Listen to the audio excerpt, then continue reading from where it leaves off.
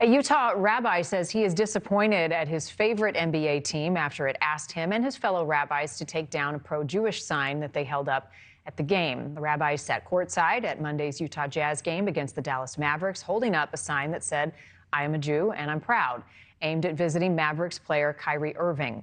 Irving was disciplined by the NBA in 2022 for making an anti-Semitic social media post and for initially failing to disavow anti-Semitism. Rabbi Avremi Zippel says Irving saw the sign, commented on the signs, and then asked security to have them taken down. The Utah Jazz now responding, saying in part, "If a sign becomes distracting or sparks an interaction with a player, we will ask that it be removed. The issue was the disruptive interaction caused by usage of the signs, not the content of the signs."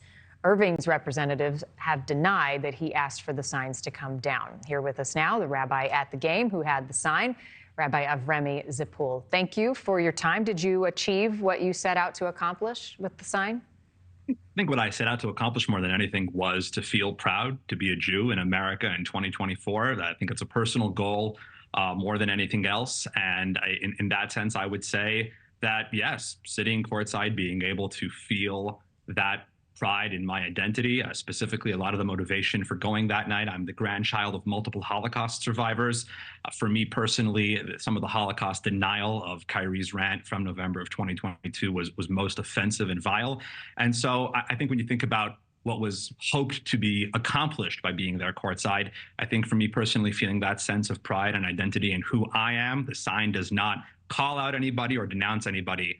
I think in that sense, I would say yes. But you did want to get his attention, right? That had to be part of your motivation? I mean, this is a sports arena. When you sit closer to the court and you call out players or you boo players when they're shooting free throws or you wave distracting things in their face when they're shooting, I think there's definitely some sort of hope or ambition to get their attention on any level. I got to be totally honest with you, Marnie. I did not think we would be successful. It was not our first time sitting there. These guys are in a bubble and they're not really paying attention to signs that are literally this big courtside. And I was surprised how quickly it was something which he noticed. We did not boo him or heckle him or jeer him or call him out. We held up a sign and he took notice of it about 2.5 minutes into the game. And that was somewhat surprising, yes. Right. And not only did he take notice, he said something to you. What did he say? He did. He was standing side out of bounds to bring the ball in.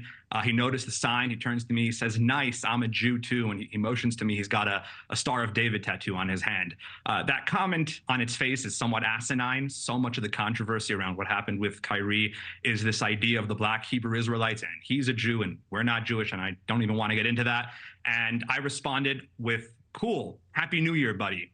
And as he jogged up the floor, dribbling the ball, he called out over his shoulder, "Don't got to bring a sign like that to a game." I laughed, and I thought it was all an interaction in good fun. There was, no one was taking offense to anything. And at the next timeout, after he had gone back to the bench, we were asked to take down the signs. Right. So you were told to put down the sign because the Jazz says it interfered with play and it became a disruption for a player, which is a violation of arena policy. But you don't buy into that response. Why? It's interesting. The Jazz supply thunder sticks to fans that are sitting behind the visiting hoop to wave whenever the visiting team is shooting free throws. And so I suppose my question is, if a visiting player finds those thunder sticks to be distracting, can he then ask arena security to have all those signs taken down? If a fan holds up a sign that says LeBron is too old, and LeBron shows up in Salt Lake City and says, I don't really like that sign, can he then ask arena security to have that sign taken? Where does this go? Let's go through the hypotheticals, right? What if the sign says, "I'm gay and I'm proud," or "I'm black and I'm proud," or "We live here in Salt Lake City, I'm a Mormon and I'm proud"? Where does this policy end? That if it sparks an interaction with the player, with the Jazz somewhat acknowledging that it was the player who interacted with us, that's grounds for a sign to be removed. I don't really know where that policy goes. I know you're disappointed by the outcome of how this went. You're a lifelong Jazz fan. Does this exchange change that? Not at all. I don't believe there's value in saying that this is not an arena that's safe for Jews to be in anymore, and this is an organizational failure that reeks of anti-Semitism in not in any way, shape, or form. The Jazz have been a remarkable organization here in town. We've had numerous positive interactions with them. As recent as 3 weeks ago, we kindled a menorah at the game on Hanukkah. I think it's a powerful lesson, though, for all of us to realize the unintended consequences of our actions at times.